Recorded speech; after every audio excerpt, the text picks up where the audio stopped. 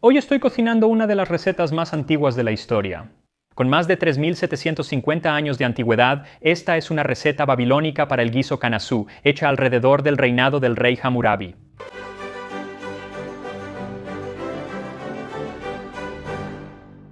Así que esta receta, y uso el término receta de manera muy libre, es una de 25 guisos o caldos que se encuentran en una de las 4 tabletas culinarias babilónicas de Yale. Esta fue creada no más tarde del año 1740 a.C. durante o justo después del reinado de uno de los reyes más famosos de Babilonia, Hammurabi, un gran conquistador, pero más conocido por su duradero código de leyes. Ahora he hecho otros 2 guisos de esta tableta, y en mi mente no fue hace tanto tiempo, como si lo hubiera hecho recientemente, pero en realidad fue hace más de 5 años que los hice. De hecho, ambos se incluyeron en el libro de cocina de Tasting History, que salió hace 3 años. Hice el tuhú, que es un guiso de betabel, y luego hice otro guiso de cordero que lleva leche. Además, hace apenas unos días, finalmente terminé de escribir mi segundo libro de cocina. Me tomó bastante tiempo, así que pronto les daré más detalles al respecto. En fin, ha pasado un tiempo desde que hice algo con estas tabletas, así que quería volver a ellas para poder hablar un poco más sobre la antigua Mesopotamia. Ahora, la receta deja mucho a la interpretación. Dice estofado canasú, se utiliza pierna de carnero. Prepara agua, agrega grasa, samidú, cilantro, comino y canasú. Junta todos los ingredientes en el recipiente de cocción y espolvorea con ajo triturado. Luego mezcla en la olla shuhutinu y menta. ¿Ves a lo que me refiero? No hay muchas instrucciones en esa receta. Primero que nada, ¿qué significa preparar agua? ¿Significa solo juntar agua y ponerla en una olla grande para hervir? ¿Tienes que hervirla? ¿Es algo que tienes que purificar, agregar sal o agregar algo completamente diferente? Había todo un proceso que era tan común en ese tiempo que no sintieron la necesidad de escribirlo y ahora simplemente no lo sabemos y nunca lo sabremos. Además, aunque lo estoy llamando un guiso, también podrías usar la palabra caldo o sopa. Se ha traducido como caldo o como salsa, porque realmente la palabra simplemente significa un líquido, así que podría ser una salsa sobre la carne. No hay nada que realmente lo diga en la receta, así que depende de mí. Luego, quizá lo más frustrante es el hecho de que algunas palabras no tienen traducción real, o sí la tienen, pero de varias maneras. Y nadie está 100% seguro, incluyendo el nombre de la sopa, canasú, y también samidú y shuhutinu. Para la palabra canasú, solo se sabe que es algún tipo de planta comestible. Algunas personas piensan que es algún tipo de trigo, como el trigo emmer, que podría usarse como harina para espesar la sopa, pero podría ser algo totalmente diferente, pero eso es lo que voy a usar. Luego está la palabra semidú, que la mayoría de los expertos coinciden en que es algún tipo de aliácea, como una chalota o algo similar. Pero hay personas que en realidad creen que significa algo como sémola o harina fina. La razón es porque palabras similares como semida en el Talmud hebreo y semidalis en griego antiguo, ambas se refieren a harinas finas, y de ahí proviene la palabra sémola. Y esto podría ser el caso, pero siempre soy cauteloso al hacer ese tipo de suposiciones, porque esos idiomas no se escribieron hasta más de 1000 años después de que esto fue escrito, y las palabras pueden cambiar mucho en 1000 años. Además, solo porque 2 palabras suenen parecido no significa que realmente tengan algo que ver entre sí. Toma las palabras Iceland e Islo. Suenan parecido, significan lo mismo y aún así las palabras en realidad no están relacionadas en absoluto. Una proviene del latín y la otra de un origen germánico. Simplemente sucede que suenan y significan lo mismo.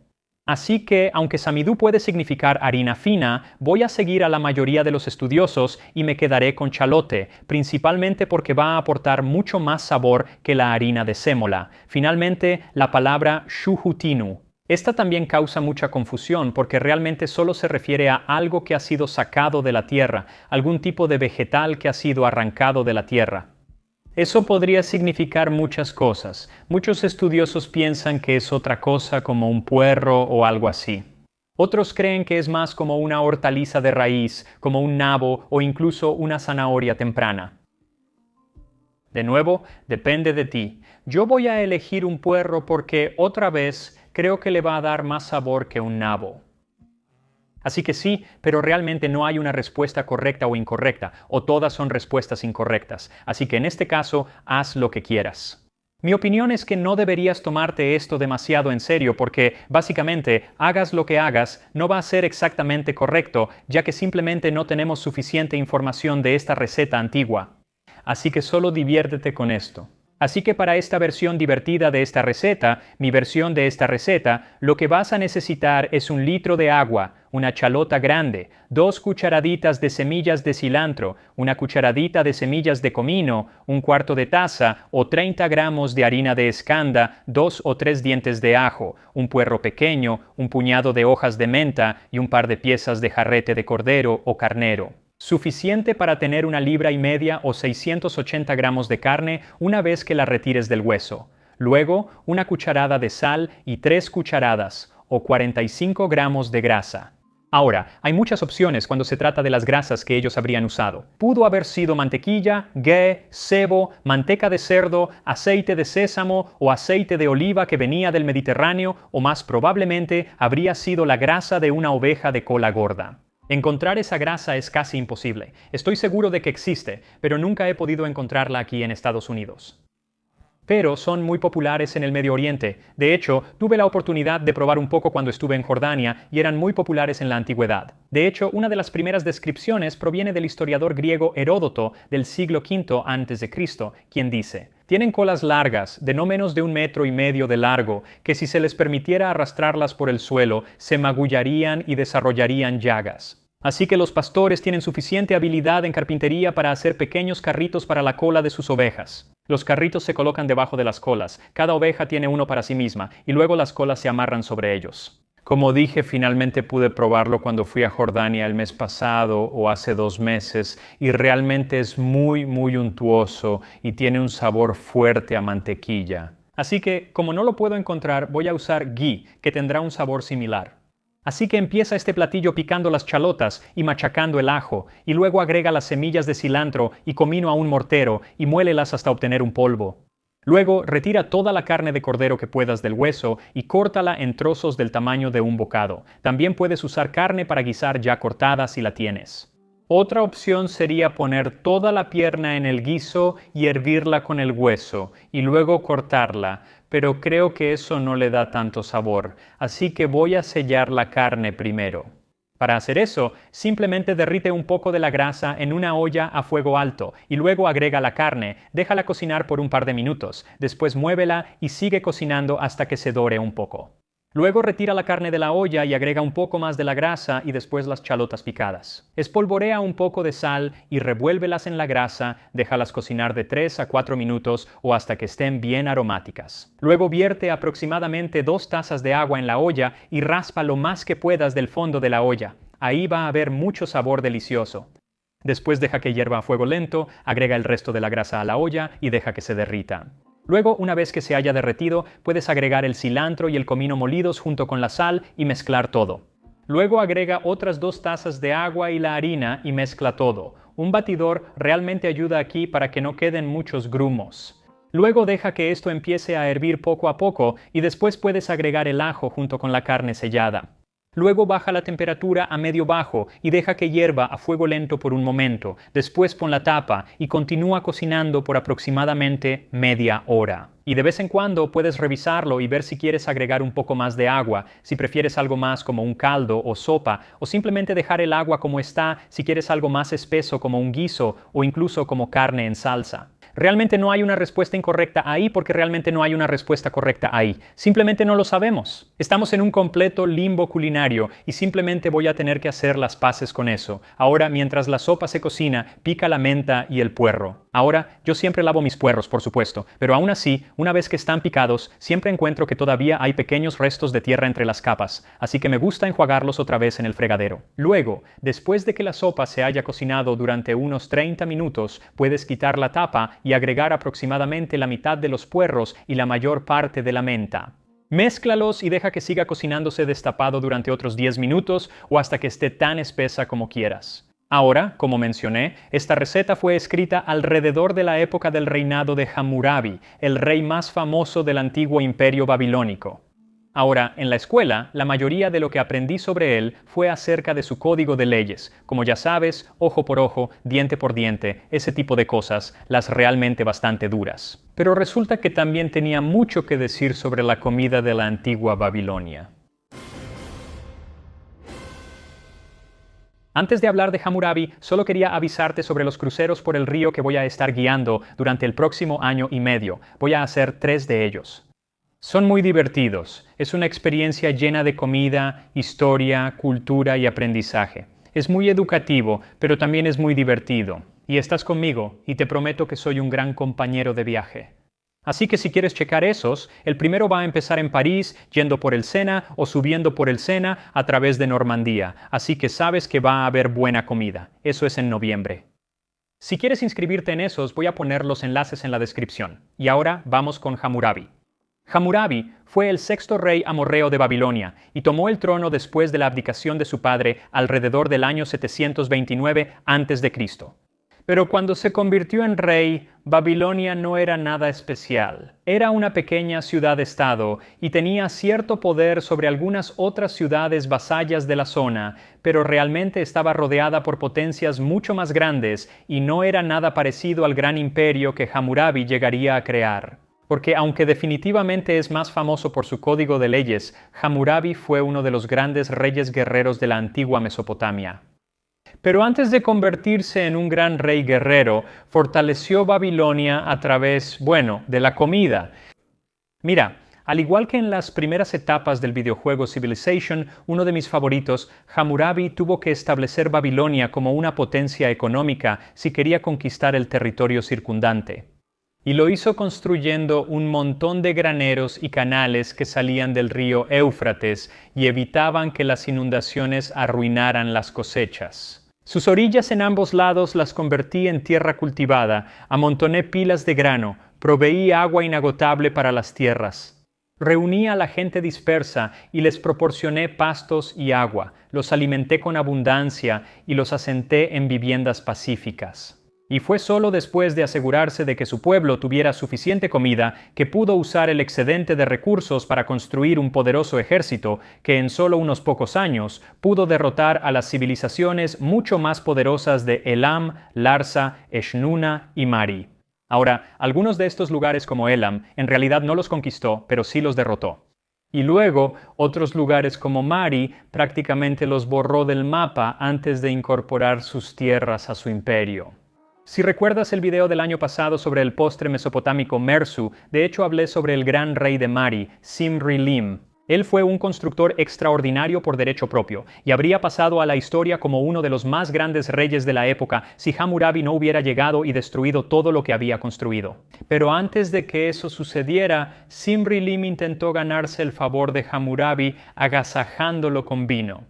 Hammurabi, rey de Babilonia, me ha escrito pidiéndome vino. Abre la bodega de vinos con Sid Kumasi presente. Que se purifique las manos, luego seleccione 11 tinajas de vino tinto de buena calidad, del que yo bebo. Mézclalo en una sola tina, llena 10 tinajas de vino tinto, séllalas con este sello que he enviado, y luego entrégaselas a Badi-Lim para que las lleve a Hammurabi. Luego envíame una tinaja del vino tinto que estás mezclando, mándala río arriba. Desafortunadamente, no parece que el vino realmente haya funcionado, porque poco después de eso, Simri-Lim desaparece de los libros de historia y la ciudad de Mari fue reducida a cenizas. Fue solo después de la completa destrucción de la mayoría de sus enemigos que Hammurabi pudo establecerse y convertirse en el rey sabio y justo que la historia recuerda. Esto se debe principalmente a la estela de diorita de unos 2 metros con 30 centímetros de altura, en la que inscribió 282 leyes. Ahora bien, no es el primer código de leyes escrito, pero definitivamente fue el más duradero e influyente en el mundo antiguo. Y siento que en la escuela todos aprendemos sobre esto, pero principalmente solo sobre las partes más llamativas, como si un hombre destruye el ojo de otro hombre, le destruirán su ojo. Si uno rompe el hueso de un hombre, le romperán su hueso. Todas esas leyes de ojo por ojo que asociamos con la justicia antigua. Pero en realidad, la mayoría de las leyes son mucho más mundanas y tratan sobre cosas como las complejidades de las herencias y el matrimonio. Y probablemente lo más importante para nuestro conjunto moderno de leyes, la idea de que alguien es inocente hasta que se demuestre su culpabilidad. Mira, si acusabas a alguien de algo, en realidad tenías que probarlo. Había una presunción de inocencia y la carga de la prueba recaía en el acusador. Además, existía el debido proceso. Todos tenían derecho a presentarse ante un juez y defender su caso. Y si eras el acusador y se demostraba que mentías, que lo inventaste, entonces eras castigado. Porque si un hombre ha dado falso testimonio en un juicio o no ha comprobado la declaración que hizo, si ese caso es un juicio capital, ese hombre será condenado a muerte. También estableció el concepto de que el castigo debe ser proporcional al crimen. Ahora, los castigos pueden parecernos bastante duros, pero la idea era que el castigo no fuera ni más ni menos que el delito cometido. Y hoy esto nos parece claro, algo obvio, pero no siempre es así. Incluso 1000 años después de que este código de leyes fuera escrito, existían cosas como las leyes draconianas de Atenas. Estas, implementadas por Dracón, normalmente exigían la pena de muerte para casi todo. Como si robabas una fruta, pena de muerte. Si te atrapaban durmiendo en público, pena de muerte. Yo habría recibido esa muchas veces cuando me quedaba dormido en el metro viviendo en Nueva York. En cuanto a las leyes de Hammurabi, la razón por la que quería hablar de ellas aquí en Tasting History es porque muchas de ellas tienen que ver con la comida y la agricultura. Por ejemplo, si una tabernera se niega a aceptar grano como pago por la cerveza, pero acepta solo plata y el precio de la cerveza es menor que el del grano, será condenada y arrojada al agua. Y algunas de estas leyes relacionadas con las tabernas eran realmente estrictas. Por ejemplo, si alguien conspira en tu taberna y se demuestra que lo sabías y no los denunciaste, entonces te condenan a muerte. Y si una hermana de Dios abre una taberna o entra a una taberna a beber, entonces esa mujer será quemada hasta morir. Luego hay una gran sección de códigos legales que tienen que ver con el trabajo agrícola e incluso establece un salario mínimo para diferentes tipos de trabajo en el campo. También otorga protecciones, o a veces ninguna, a las personas que trabajan en la granja o a las personas que rentan animales de tu granja. Por ejemplo, si rentas un buey o estás trabajando con un buey y le sacas un ojo, entonces tienes que pagarle al dueño, al agricultor, la mitad del precio del buey. Y si alguien renta un buey y le rompe un cuerno, le corta la cola o le lastima el hocico, deberá pagar una cuarta parte de su valor en dinero. Esas son lesiones muy específicas, lo que me hace pensar que sucedían mucho, lo cual es algo triste para el buey. Además, los códigos legales otorgan algunas protecciones a los trabajadores y arrendatarios que nunca antes habían tenido. Por ejemplo, si alguien alquila un buey o un asno y un león lo mata en el campo, la pérdida recae sobre el dueño. Luego, incluso había una cláusula de fuerza mayor para el caso de que estés usando un buey y Dios lo golpee y muera. El hombre que lo alquiló deberá jurar por Dios y será considerado inocente. Hasta el día de hoy, las compañías de seguros usan esa misma excusa para evitar pagar reclamaciones todo el tiempo. Ahora, aunque estas leyes quizá no sean tan famosas como, ya sabes, lo de ojo por ojo y ese tipo de cosas, en realidad, probablemente eran mucho más usadas por la gente común porque regulaban las cosas más cotidianas de la vida, principalmente las que tenían que ver con la comida. Y es porque Hammurabi puso atención a estos asuntos aparentemente mundanos que pudo construir y mantener su gran imperio. Desafortunadamente, sus sucesores no parecían tener ese mismo talento porque básicamente, justo después de que murió, empezaron a perder territorio y en solo unas pocas generaciones básicamente volvió al tamaño que tenía cuando Hammurabi tomó el poder. Pasaría otros 1000 años antes de que Babilonia regresara con fuerza como en una especie de secuela bajo Nabucodonosor II, aunque esta vez duró aún menos, solo unas pocas décadas. Pero como dije, esa es una historia para otro momento porque eso fue 1000 años después de Hammurabi y 1000 años después de que se escribiera la receta de este guiso kanasu. Así que una vez que el guiso esté completamente cocido y tenga el espesor deseado, sírvelo con un poco de puerro crudo y menta y está listo para comer. Y aquí estamos. Guiso kanasu de la época de Hammurabi, una de las recetas más antiguas de la historia. Buen provecho.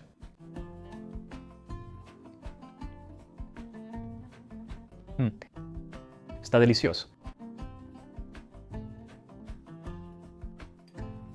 Entonces es casi tan espeso como una salsa de carne y se podría servir así, como dije, más como una salsa.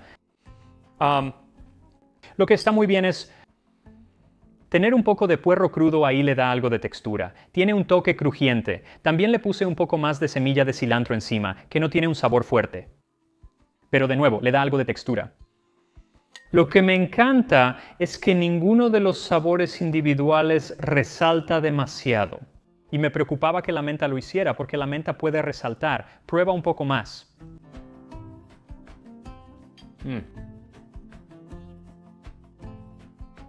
La carne simplemente se derrite en tu boca. Eso está realmente bueno. Sí, no le cambiaría mucho. ¡Ja! 3 milenios después, y sigue siendo absolutamente delicioso. Ahora sí, existe la posibilidad de que no se sirviera así, y que algunos de los ingredientes sean diferentes, pero no podría ser muy distinto. La mayoría de los ingredientes son los mismos. Así que realmente solo estamos hablando de una cuestión de textura, o si sellaron la carne, o lleva una pierna entera de cordero, todo fue hervido. Creo que sellarla ayuda, simplemente ayuda a resaltar un poco el sabor. Carne solo hervida. No es la forma más sabrosa de prepararla, pero es un platillo maravilloso, realmente maravilloso.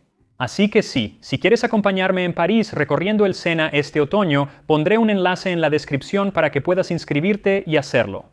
Y nos vemos la próxima vez en Tasting History.